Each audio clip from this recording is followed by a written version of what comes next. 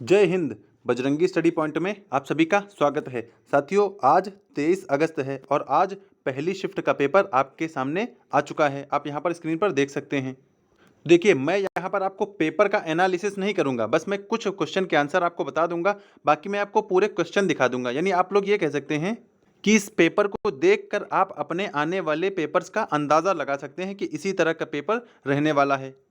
बाकी आप लोग कमेंट में बताइएगा कि पेपर कैसा है, इजी टू मॉडरेट है या मॉडरेट टू हार्ड है या हार्ड है, क्योंकि अगर मैं पूरा पेपर एनालिसिस करूंगा तो इसमें बहुत ज़्यादा टाइम चला जाएगा।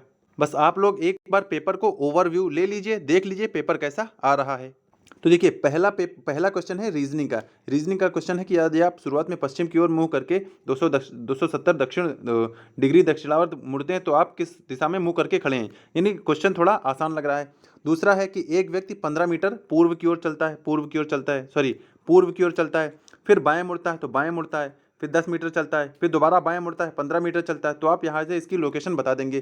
तीसरे में है पाई चार्ट दिया गया है और पाई चार्ट में पूरे की वैल्यू दी गई है 8550। यानी इन सब की ये जो एस टी यू वी यानी P Q R S T U V X तक है, इनका सबका मान 8550 हो जाएगा। और इधर दिया गया है परीक्षा उत्तीर्ण करने वाले अभ्यर्थी, यानी जिन्होंने पास किया है ये 5700, इनका यहाँ पर रेशियो दिया गया है। तो आप लोग इनके हिसाब से अपना पेपर सॉल्व कर लीजिएगा। यहाँ पर पूछा गया है, क्वेश्चन पूछा गया कि संस्थान एस और पी से उत्तीर्ण हुए कुल अभ्यर्थियों की संख्या और टी और आर नामांकित अभ्यर्थियों से कुल संख्या के बीच में अंतर कितना है। देखिए, परीक्षा उत्तीर्ण एस और पी यानी एस सॉरी ये एस और पी से उत्तीर्ण किए हुए और टी और आर से नामांकित किए हुए, टी और आर से नामांकित किए हुए का अंतर कितना है, आपको यहाँ पर अंतर ही बताना था। तो ये क्वेश्चन आप कैलकुलेट करके निकाल ले जाएंगे। फिर आगे क्वेश्चन 4 कह रहा है कि कथनों को पढ़िए और उनके निष्कर्ष के संबंध में सही विकल्प का चयन करिए। यानी कथन और निष्कर्ष से संबंधित क्वेश्चन पूछा गया है। ट्रे टेबल टेनिस खेलती है। टेबल टेनिस एक कठिन खेल है। ट्रे एक कठिन खेल खेलती है। तो यानी यहाँ पर दो कथन दिए गए हैं। कथन एक में ट्रे टेबल टेनिस खेलती है, दूसरे में है टेबल टेनिस एक कठिन खेल है, फिर निष्कर्ष में है ट्रे एक कठिन खेल खेलती है। तो बिल्कुल सही हो जाएगा, क्योंकि देखिए यहाँ पर बताया गया है ना, ट्रे टेबल टेनिस खेल रही है और टेबल टेनिस कठिन खेल है और इसीलिए ट्रे एक कठिन खेल खेलती है। तो यहाँ पर ऑप्शन हो जाएगा बताया गया निष्कर्ष निश्चित रूप से सही है। फिर अगला क्वेश्चन है 5वां, निम्नलिखित में से कौन सी आकृति बाकी से अलग है। देखिए, त्रिकोण ऐसे बनता है, गोला ऐसे सर्कल होता है, वृत्त यानी सर्कल भी ऐसे ही होता है और स्क्वायर ऐसे होता है। तो इसमें कौन सा अलग है। देखिए, ट्राइंगल है जो 2D होता है, ठीक है, और सर्कल भी 2D होता है, स्क्वायर भी 2D होता है, लेकिन स्फेयर जो है ये 3D स्ट्रक्चर होता है।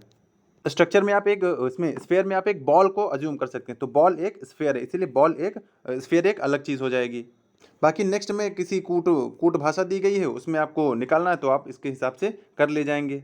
फिर 7वां क्वेश्चन है ब्लड रिलेशन से 7वां ब्लड रिलेशन से संबंधित है। यहाँ पर महिला की ओर इशारा करते हुए वह मेरी बहन के माँ के इकलौते बेटे की बेटी है। तो इसको भी आप आसानी से कर लेंगे, इसमें कोई दिक्कत नहीं होनी चाहिए।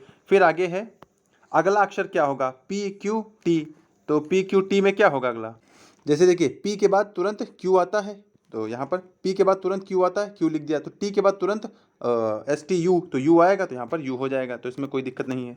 फिर आगे फिर नेक्स्ट में है कि पर्दे कपड़े से उसी तरह संबंधित जिस तरह ब्लाइंड्स का मतलब यहाँ पर अंधा वाला नहीं होता, ब्लाइंड्स का मतलब कुछ ढकना, तो ढकना आप यहाँ पे कवर से रिलेट कर सकते हैं। फिर 10वां है साबुन का संबंध साफ सफाई से, उसी तरह इत्र का संबंध है स्मेल से। फिर यदि आप दक्षिण पश्चिम यानी साउथ वेस्ट इधर होता है, अगर आप इधर मुँह करके खड़े हैं 180 डिग्री दाईं ओर घूमते हैं, 180 डिग्री दाईं इस तरफ हो जाएगा, यानी 180 डिग्री दाईं है, तो आप किस ओर मुँह करके खड़े हैं, तो इस समय ये नॉर्थ हो जाएगा, ये ईस्ट, यानी तो नॉर्थ ईस्ट का मतलब ये उत्तर पूर्व हो जाएगा। फिर आगे बात कर लें 13वें क्वेश्चन में, इसमें लुप्त संख्या निकालनी है। यहाँ पर लुप्त संख्या निकालनी है तो ए बी और बी प्लस ए का मान निकालना है। तो जैसे 25, 36, 49, यानी ये 5 का स्क्वायर है, फिर 6 का स्क्वायर है, फिर 7 का स्क्वायर है, फिर यहाँ पर 8 का स्क्वायर यानी 64 हो जाएगा। फिर 9 का स्क्वायर 10 का स्क्वायर यानी 100, यानी 100 और प्लस 64, तो 164 यहाँ पर ये आंसर हो जाएगा। तो यहाँ पर देखिए एक कोड में दिया गया है 14 नंबर में कि P अगर Q से बड़ा है तो P का स्क्वायर होगा और Q का क्यूब होगा। वहीं पे अगर P Q से छोटा है तो P का क्यूब होगा माइनस Q का स्क्वायर होगा। तो उसी हिसाब से आप इसको कैलकुलेट कर सकते हैं, इसमें कोई दिक्कत नहीं आएगी। जैसे यहाँ पर निम्नलिखित अनुक्रम की बारीकी से जांच कीजिए, उसके बाद आने वाले प्रश्न का उत्तर दीजिए। यानी पहले आपको इस पैटर्न को ऑब्जर्व करना है, उसके बाद जो क्वेश्चन पूछा जाए उसके बाद आपको आंसर दे देना, तो इसमें भी कोई दिक्कत नहीं है। फिर आगे बढ़ते हैं। 16 में दिया गया है, दिए गए संयोजनों में पैटर्न को आप क्वेश्चन मार्क द्वारा निरूपित संयोजन को कैसे व्यक्त करेंगे, यानी क्वेश्चन मार्क के जगह पर क्या आएगा, इसे भी यहाँ पर आपको बताना हो। तो आप यहाँ पर देख सकते हैं, पहले ए है, फिर यहाँ पर बी है, फिर सी डी ई एफ, तो यानी अब आएगा ई एफ जी एच वाला आएगा, तो जी एच वाला यही है, तो आप इसको चूज़ कर लेंगे। फिर यहाँ पर एक पैटर्न दिया गया है 1 1 9 27, यानी 3 का स्क्वायर और 3 का क्यूब, फिर 5 का स्क्वायर 5 का क्यूब, तो यहाँ पर 6 का स्क्वायर 7 का स्क्वायर हो जाएगा और 7 का क्यूब, 7 का स्क्वायर का मतलब 49 आ जाएगा। फिर आगे यहाँ पर निम्नलिखित में से किसके लेटर, किस शब्द के अक्षर अंग्रेजी वर्णमाला के क्रम में है, यानी डॉक्यूमेंट या अल्फ़ाबेटिकल के अनुसार, डॉक्यूमेंट नहीं अल्फ़ाबेटिकल या डिक्शनरी के अनुसार। तो सबसे पहला क्या आएगा, सबसे पहले यहाँ पर आप देख सकते हैं सी के बाद ओ आता है, नहीं, सी के बाद ओ नहीं आता है, या फिर बी ओ के बाद एल नहीं आएगा तो ये गलत हो जाएगा। ई के बाद एन तो आ जाएगा लेकिन ये फिर नहीं आएगा। B L O P S, हाँ तो ये सही है, B L O P S, ये बिल्कुल सही है। फिर उसके बाद जैसे ए ड्रॉप्स है तो ए के बाद डी तो आ जाएगा लेकिन आर के बाद ओ नहीं आता है, यानी ओ पीछे आ जाएगा, तो इसीलिए ये आपका ब्लूप्स वाला सही हो जाएगा। फिर यहाँ पर वेन डायग्राम का क्वेश्चन दिया गया है, क्या पूछ रहा है यहाँ पे, पूछ रहा है दिए गए आरेख का परीक्षण कीजिए और निम्नलिखित प्रश्न का उत्तर दीजिए। आरेख दिया गया है, सर्कल दिखा रहा है नौकरी पेशा लोगों को, स्क्वायर दिखा रहा है पिछड़े लोगों को, और ट्रायंगल दिखा रहा है शिक्षित लोगों को। क्वेश्चन क्या पूछा गया है, क्वेश्चन पूछा गया है पिछड़े माने जाने वाले कितने व्यक्ति शिक्षित नहीं हैं। तो सबसे पहले तो हम लोग पिछड़े वाला देखेंगे, पिछड़े वाला ये है स्क्वायर का, और इसमें कितने लोग शिक्षित, यानी ये सर्कल में कितने लोग नहीं आते हैं, तो ये 17 और 11, 17 11 कितना हो जाएगा, तो ये हम लोग क्या करेंगे 17 11 28 कर देंगे, 28 हो जाएगा। लेकिन शिक्षित कितने लोग नहीं है, तो यहाँ पर शिक्षित को जोड़ना पड़ेगा, तो यहाँ 5 3 8, इसको माइनस कर देंगे तो ये 20 आ जाएगा। फिर आगे बढ़ते हैं, सबसे छोटी संख्या ज्ञात कीजिए जिससे विभाजित करने पर प्रत्येक स्थिति में शेषफल 3 बचता हो, तो यानी इनका हमें एलसीएम लेना पड़ेगा, एलसीएम के बाद जो भी संख्या आएगी उसमें हमें 3 ऐड कर देना पड़ेगा, एलसीएम प्लस 3 करने से हमारे एक आंसर आ जाएगा। फिर नेक्स्ट है 22 में, यदि 30 टेबलों का लागत मूल्य 40 टेबलों के विक्रय मूल्य के बराबर है, यानी अगर 30 का सीपी अगर 40 के एसपी के बराबर है तो हानि प्रतिशत क्या है, यानी 0 से 0 काट दीजिए। यहाँ सीपी और एसपी का रेशियो क्या आ जाएगा, सीपी और एसपी का रेशियो आ जाएगा 4 में 3, यानी अगर 4 रुपये में आपने खरीदी 3 में बेच दी, तो यानी आपको 1 रुपये का नुकसान हो रहा है 4 पे, तो 4 पे 1 रुपये का नुकसान, यानी ये 25% आ जाएगा, तो ये 25%, अगर इसमें 25% ऑप्शन है तो हाँ ये देखिए आपको यहाँ पर 25% ऑप्शन दिख रहा है, तो ये आंसर हो जाएगा।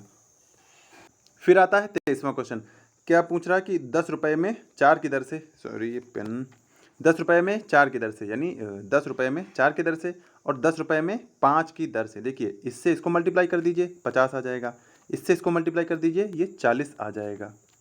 देखिए इधर होता है सीपी और इधर होता है एसपी, 50 रुपये की चीज़ लाया और 40 में बेच दिया, तो स्वाभाविक सी बात यह है किसको हानि हुई होगी।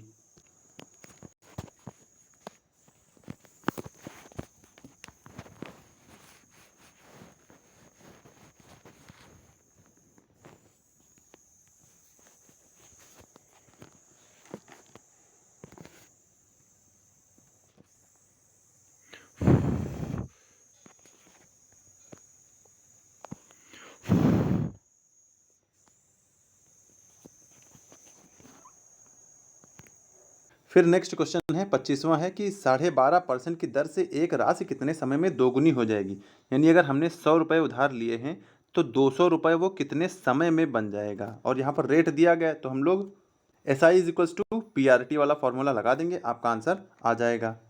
फिर आगे है 26 क्वेश्चन की भारतीय रेलवे में एक निश्चित काम को 150 दिनों में पूरा करने के लिए 200 श्रमिकों को नियुक्त किया, यदि 50 दिनों में केवल काम 1/4 किया गया तो पूरे काम को पूरा करने में लिए नियुक्त किए जाने वाले अतिरिक्त श्रमिकों की संख्या क्या है, तो यानी यहाँ पर नंबर ऐड होंगे क्योंकि काम कम हुआ है। और यहाँ पर टाइम और वर्क यानी वर्क और एफिशिएंसी का क्वेश्चन आया, ये भी आप लोग आसानी से कर सकते हैं। और ये क्वेश्चन है टाइम और डिस्टेंस का, ये भी आप लोग आसानी से कर सकते हैं, ये भी टाइम एंड डिस्टेंस का है, ये भी आसानी से हो जाएगा। यहाँ पर रेशियो वाला क्वेश्चन आ गया, इसको जैसे निखिल और रितु की आय 2:1 में आय दी गई है और खर्च दिया गया है 5:3 में, और बचत दिया गया 4:1 में, और यहाँ पर दिया गया मासिक बचत 10 है, तो आराम से आ जाएगा 4 + 1 5 हो जाएगा, और 5 की वैल्यू 10 दी गई है, यानी 5 की वैल्यू 10 दी गई है, तो 1 की वैल्यू आ जाएगी 2। तो उसी के हिसाब से आप लोग आगे आंसर कर लेंगे। फिर अगला क्वेश्चन पूछ रहा है 31, यदि एक परीक्षा में छात्र जो अधिकतम अंक का 20% प्राप्त करता है, यानी मैक्सिमम मार्क्स का उसको 20% मिलता है और 5 अंकों से अनुत्तीर्ण हो जाता है, यानी वह 20% पाता है और 5 अंकों से फेल हो जाता है, यानी अगर वह 5 नंबर और पाता तो वह पास हो जाता, ठीक है। और दूसरा लड़का है जो 30% पाता है और 20% अधिक प्राप्त करता है, यानी अगर उसका 20% कम 20 नंबर कम कर देंगे तो वो सबके बराबर आ जाएगा। तो यहाँ पर इन दोनों को हम लोग इक्वल रख देंगे, फिर यहाँ पर वैल्यू निकाल लेंगे, 100% की वैल्यू निकाल लेंगे, और फिर यहाँ पर पासिंग मार्क्स पूछा तो हम लोग पासिंग मार्क्स भी इसको यहाँ पर निकाल सकते हैं। जैसे इधर करेंगे तो ये आ जाएगा 10% की वैल्यू हो जाएगी 20 5 ये 25 हो जाएगी, यानी 10% की वैल्यू है 25। तो अगर हम लोग यहाँ से निकालेंगे तो 2% की वैल्यू हो जाएगी 5, और पासिंग परसेंटेज पूछा है, देखिए 20 यहाँ पर है ही और 5 क्या हो जाएगा 2, तो 20 से 22% हो जाएगा पासिंग मार्क्स। तो मैथ यहाँ पर थोड़ा मतलब इन जनरल ही पूछ रहा है, जैसे रीजनिंग नहीं आती उसी तरह यहाँ पे मैथ्स पूछी जाती है। फिर अगला क्वेश्चन है, एक निश्चित धनराशि पर 2 वर्ष के लिए 5% की दर से साधारण ब्याज दिया गया है, यानी एसआई दिया गया है आपको, और 3 वर्ष के समान दर पर और सीआई निकालना है आपको सेम रेट पे। तो इसमें कोई दिक्कत नहीं, फॉर्मूले से आप आराम से कर सकते हैं। और फिर नेक्स्ट में एसआई पूछा गया है, तब तो आसानी से हो जाएगा। एसआई थोड़ा आसान है, हालांकि सीआई थोड़ा मुश्किल है, लेकिन इतना भी मुश्किल नहीं है क्योंकि ये सीधा फॉर्मूले पे बेस है, तो ये क्वेश्चन आसानी से हो जाएगा। फिर 34वां क्वेश्चन है, 475 अंकित और 15% छूट पर एक जूते की जोड़ी पर कितनी छूट है। हम लोग सीधा अगर 475 का 15% निकाल लेंगे और इसको इसमें से माइनस कर देंगे, वही हमारा आंसर आ जाएगा। फिर अब मैथ्स के बाद हम लोग आगे बढ़ते हैं, आगे भी खैर मैथ्स ही दिया गया है तो हम लोग मैथ्स को आगे बढ़ते जाते हैं। हाँ, यहाँ से रीजनिंग, ये अच्छा क्वेश्चन है। यहाँ पर जैसे 4 + 3 7 होता है, 4 + 3 7 + 6 13 होता है, 13 + 8 21 होता है, और 21 + 13 ये 34 होता है। तो यहाँ पर गलत नंबर क्या हो जाएगा, यहाँ पर गलत नंबर हो जाएगा 34। क्यों? क्योंकि 3 से यहाँ पर 3 बढ़ा है, यहाँ पर 2 बढ़ा है, तो यहाँ पर 1 बढ़ना चाहिए था, यानी ये 8 1 9 हो जाता, तो 21 9 यहाँ पर 30 हो जाना चाहिए था। फिर 41 क्वेश्चन क्या कह रहा है कि इसमें कितने टोटल क्यूब की संख्या क्या है। तो देखिए ये 3 होंगे, ये 3, यानी इस तरह 3 3 ये 9 हो जाएंगे। दूसरे में भी ये 3 ये 3 ये इस तरह 9 हो जाएंगे, और ये 3 नीचे, ये 3 ये 5 हो जाएंगे, और ये ऊपर वाला 1, तो 9 9 18 5 23 1 24, ये 24 यहाँ पर हो जाएगा। फिर क्वेश्चन 42 पूछ रहा है कि यदि 3 क्रमागत सम संख्याओं का योगफल, तो यानी कि देखिए एक को अगर हम लोग x + 2 मानते हैं, या इसको आप x + 2 नहीं, इसको आप 2x मान लीजिए, एक को 2x मान लीजिए, दूसरा हो जाएगा 2x + 2, और तीसरा हो जाएगा 2x + 4, और इन तीनों का सम कितना है 78 है, तो यानी 6x हो जाएगा 78 - 6। 78 - 6 होता है कितना, 78 - 6 होता है 72, यानी 6x की वैल्यू है 72, x की वैल्यू आ जाएगी 12। तो अगर x की वैल्यू 12 है तो एक क्या हो जाएगा, 12 दूना 24, एक 24 है, दूसरा 26 है, तीसरा 28 है। तो जो पूछा जाए आपको यहाँ पर बता, क्या पूछा गया, what is the second largest number, तो दूसरा लार्जेस्ट नंबर है 26, तो यहाँ पर 26 आपका आंसर हो जाएगा। तो यानी आप ये कह सकते हैं मैथ थोड़ा ठीक ठाक ही पूछी गई है, इसमें आप 15 के आसपास क्वेश्चन कर सकते थे। फिर यहाँ पर रीजनिंग का है, विषम को चुनिए, KLQRAZFG, तो यहाँ पर AZ नहीं होगा क्योंकि F के बाद G आता है, Q के बाद R आता है, K के बाद L आता है, A के बाद B आता है, ना कि Z।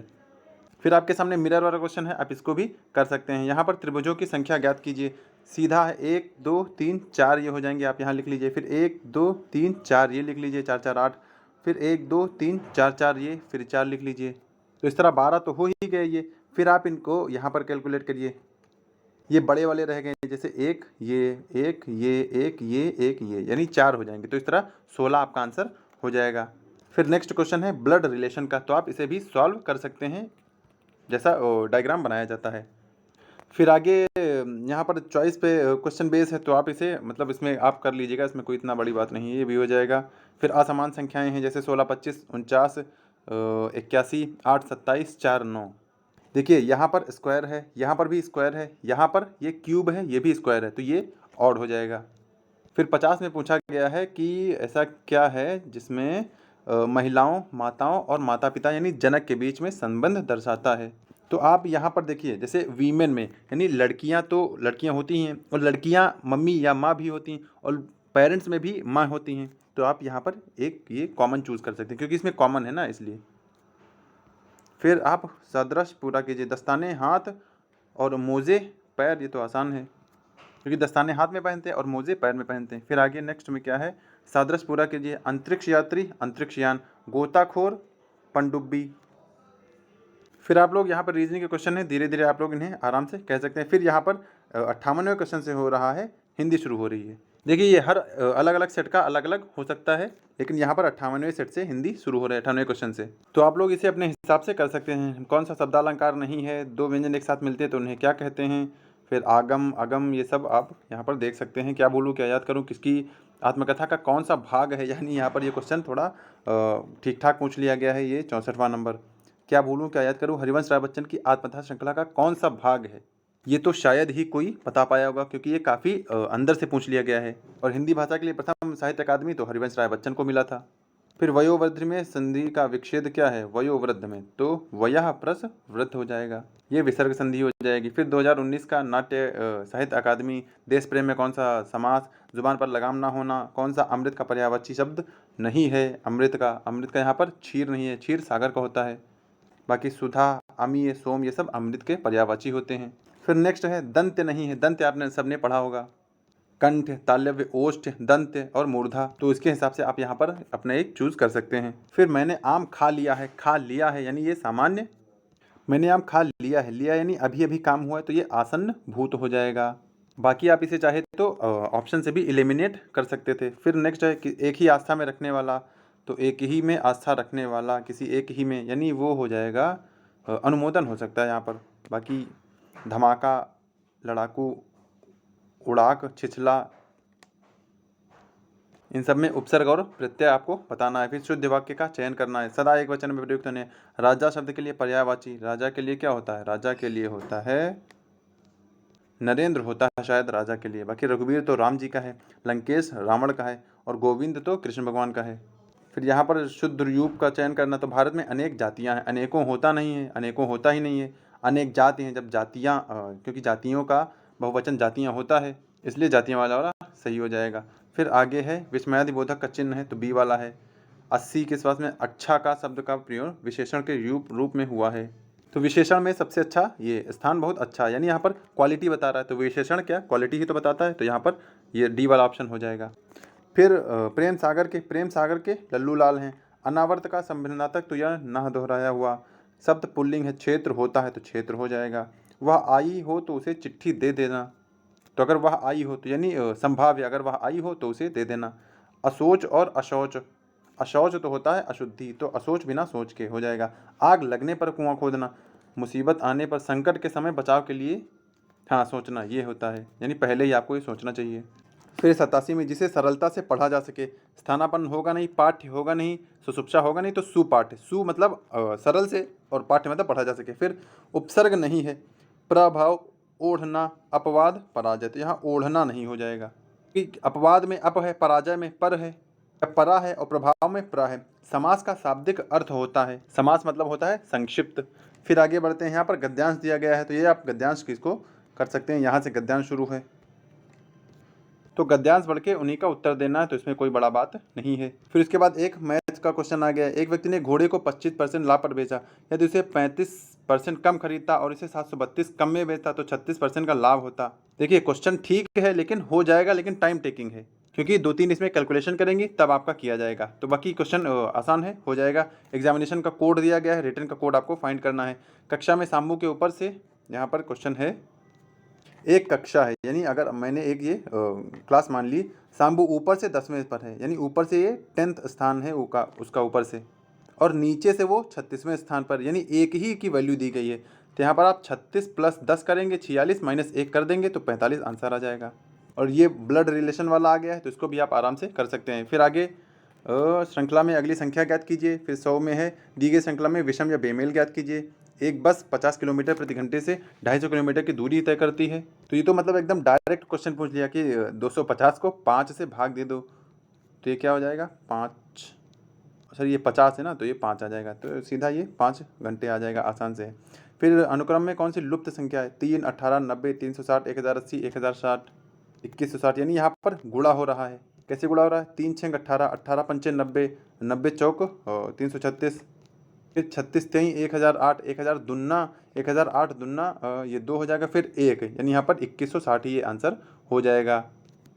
फिर अगली श्रृंखला ज्ञात कीजिए। इंसेक्ट का कोड दिया गया है, फिर यदि इसको KGIFF लिखा जाता है तो 8 2 1 3 को कैसे लिखा जाएगा। ABC का एवरेज वेट दिया गया, यानी एवरेज से भी क्वेश्चन पूछे गए हैं। एवरेज तो आसानी से हो जाएगा, बस ये है थोड़ा टाइम लगेगा। यहाँ पर ये क्वेश्चन अच्छा आया है 107वां, ये वेन डायग्राम से क्वेश्चन। जैसे 40 कक्षा छात्रों की एक छात्र में, यानी 40 लोग हैं एक कक्षा में, एक कक्षा में 15 छात्र क्रिकेट खेलते हैं, तो इसमें से 15 लोग क्रिकेट खेलते हैं और 15 लोग टेनिस खेलते हैं, तो इधर दिया जाएगा टेनिस। ये क्रिकेट वाला है, ये टेनिस वाला है। चलिए डायग्राम हम लोग फिर से बनाते हैं। देखिए 40 लोग हैं, 15 टेनिस खेलते हैं, ये टेनिस है, ये क्रिकेट है, 15 इधर भी 15, और 5 लोग दोनों खेलते हैं, यानी यहाँ पर 5 आ जाएगा। देखिए यहाँ से सिर्फ टेनिस कितने लोग खेलते हैं, देखिए यहाँ पर क्रिकेट भी खेलते हैं, तो सिर्फ टेनिस वाले 10 हो जाएंगे, सिर्फ क्रिकेट वाले भी 10 हो जाएंगे। जो दोनों खेलते हैं वो 10 10 15 20 5 25, तो ऐसे कौन कितने लोग होंगे जो कुछ भी नहीं खेलते हैं, तो 25 में से 15 ऐड कर दिए, ये 40 आ जाएगा। क्योंकि 25 लोग तो सब कुछ खेलते हैं, तीनों चीज़ खेलते हैं, जो कुछ भी नहीं खेलते हैं वो 15 लोग आ जाएंगे। ये वेन डायग्राम का एक अच्छा क्वेश्चन था यहाँ में।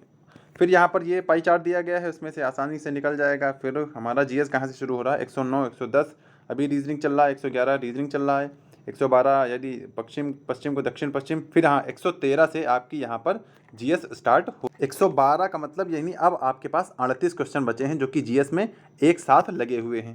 सबसे पहला है कि द स्कारलेट लेटर किसने लिखा। अब देखिए जिसको नहीं आता था वो नहीं कर पाएगा, लेकिन जिसको आता था वो या तो इसको छोड़ देगा या तो इसको अटेम्प्ट करेगा। अभी जिसको आता है तब तो ठीक है, और इसमें लेकिन तुक्का लगाने का कोई मतलब नहीं था, तो इसे मतलब तुक्के से भी बचना है आपको।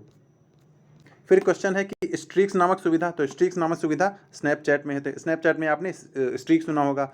फिर पल्लव की शायद तंजावुर राजधानी है।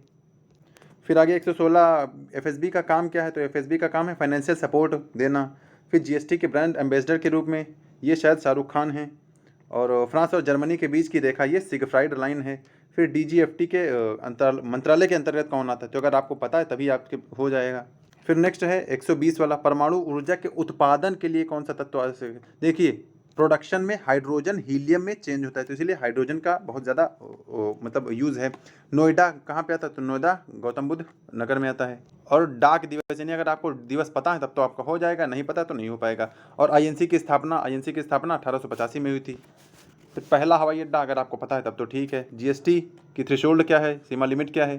फिर यहाँ पर ये एक क्वेश्चन से उसके कंप्यूटर का क्वेश्चन है। फिर एक क्वेश्चन है क्रोएशिया की राजधानी होती है जगरेब।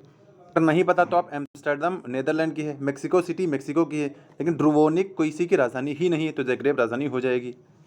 तो फिर आगे आतंकवाद से लड़ने के लिए क्या सोचा जाता है, लैंड ऑफ थंडर ड्रैगन, इसे सॉरी भूटान को बोलते हैं, लैंड ऑफ थंडर ड्रैगन, ये भूटान बोला जाता है। सोशल मीडिया प्लेटफॉर्म नहीं है, देखिए इंस्टाग्राम सोशल मीडिया प्लेटफॉर्म है, ट्विटर सोशल मीडिया प्लेटफॉर्म है, फेसबुक है, गूगल सर्च इंजन है, ना कि सोशल मीडिया प्लेटफॉर्म है। फिर किस प्रकार का यूट्रोफिकेशन कहाँ पे होता है, तो ये वाटर पोल्यूशन है। फिर क्वेश्चन 133 देखिए कितना मतलब अच्छा क्वेश्चन पूछा है। 1946 के विमुद्रीकरण के दौरान RBI के गवर्नर थे, यानी जब डीमोनेटाइजेशन हुआ था 1946 में, तब गवर्नर कौन थे। देखिए सुब्बा राव अभी थे, शक्तिकांत दास इस समय हैं, उर्जित पटेल 2015-16 में थे, तो अब कौन बचा, CD देशमुख, ये हमारे पहले गवर्नर भी थे, यानी ये पहले भारतीय गवर्नर भी थे, तो ये 1946 का आसान से हो जाएगा। DPSP कहाँ है, तो ये भाग 4 में है। फिर नेक्स्ट 135 लाइफ मिसपेंट, देखिए ये इंग्लिश में लिखी हुई है तो हो सकता है, देखिए निराला जी की है नहीं, मैथिली शरण गुप्त जी की है नहीं, महादेवी वर्मा जी की है नहीं, तो इंग्लिश में जो मतलब रचनाएं लिखते थे वो जवाहरलाल नेहरू जी ही लिखते थे। फिर आसमान के नीले पर का कारण, तो ये क्या है, scattering of sunlight by air molecules. फिर रमन सुब्बा राव जिनका हाल ही में निधन हो गया, किस खेल से जुड़े थे, आता है तो ठीक है, नहीं आता है तो कोई दिक्कत नहीं। प्रदीप भारत की सबसे लंबी नदी गोदावरी। NHRC का full form national human rights commission. 1985 को कौन सा अंतर्राष्ट्रीय वर्ष घोषित किया गया था, ये शायद यूथ डे था। और फिर 141 का तो पता नहीं, लेकिन 142 BRI belt and road initiative. फिर ये 143 वाला भी कंप्यूटर से है। पहली बार राष्ट्रीय कृषि नीति कब घोषित की गई थी, ये शायद 2002 था। और फिर संयुक्त राष्ट्र मानवाधिकार परिषद द्वारा क्या प्रतिस्थापित किया गया था। अफ्रीका के आर पार दौड़ लगाने वाले पहले व्यक्ति कौन थे। फिर 47वां है, भारतीय कृषि अनुसंधान ने भारत में संरक्षित बासमती किस्मों की खेती के लिए किस देश के खिलाफ कानूनी कार्रवाई की थी? तो ये पाकिस्तान के खिलाफ की थी। कौन सा भारतीय राज्य? अनूठी वारली, वारली कहाँ? महाराष्ट्र है। चिकन करी लखनऊ है। और महासागरीय यानी ओशन एसिडिफिकेशन, तो ओशन एसिडिफिकेशन शायद इंक्रीज इन सी वाटर से होता है। तो ये इस तरह आपके 150 क्वेश्चन हो गए। हालांकि पेपर थोड़ा बहुत ठीक ठाक था। मैथ्स इल्की इसकी कैलकुलेटिव कह सकते हैं आप, और ये इजी टू मॉडरेट है, यानी थोड़ा बहुत इजी भी है और थोड़ा बहुत मॉडरेट भी है। और 15 से 20 क्वेश्चन ऐसे हैं जो काफ़ी हार्ड हैं, या हार्ड आप इन्हें कह सकते हैं। तो आप इन क्वेश्चन को आप छोड़ भी सकते थे, कोई बड़ी बात नहीं। यानी अगर आप 130 में से भी अगर 120 प्लस कर सकते थे तब भी ठीक है आपका। बाकी आप लोगों के हिसाब से पेपर कैसा, आप हमें कमेंट में बताइएगा। यानी पेपर का लेवल ठीक आता है, बहुत ज़्यादा इसमें वो नहीं है। और हाँ, यहाँ सबसे बड़ी बात यह है कि यहाँ पर ये मानसिक अभिरुचि पूछी नहीं गई, एक भी क्वेश्चन नहीं पूछा गया है। जैसे पिछली बार 19 से 20 क्वेश्चन आए थे, तो इस बार मेंटल एप्टीट्यूड का एक भी क्वेश्चन नहीं पूछा गया है। तो अगर आगे भी नहीं पूछा जा रहा तब तो अच्छी बात है, अगर आगे पूछ लिया जा रहा है तो आप लोग प्रिपेयर रहिएगा। लेकिन जब पूछा नहीं गया तो आगे भी इतनी उम्मीद नहीं, हो सकता है 1-2 क्वेश्चन देखने को मिल जाएं, लेकिन पिछली बार की तरह ये नहीं कि 18-20 क्वेश्चन आएंगे। बाकी वर्बल रीजनिंग ज़्यादा पूछी जा रही है और नॉन वर्बल काफ़ी कम पूछी जा रही है। तो आप लोग वर्बल रीजनिंग पे अभी से फोकस करते रहें और मैथ्स में अपनी स्पीड और कैलकुलेशन बढ़ाते रहें, क्योंकि मैथ्स में कैलकुलेटिव क्वेश्चन ज़्यादा पूछे जा रहे हैं। हालांकि क्वेश्चन हो जाएंगे लेकिन वो कैलकुलेटिव हैं, टाइम लेंगे। बाकी आज जिसका था वो अपना कमेंट में बताइएगा कि उसका कितना स्कोर रहा, कितना सही हुआ है और कितने उसके चांसेस हो सकते हैं। और बाकी जब अभी सेकंड शिफ्ट का पेपर होगा तब भी उसको एनालिसिस आपके सामने किया जाएगा।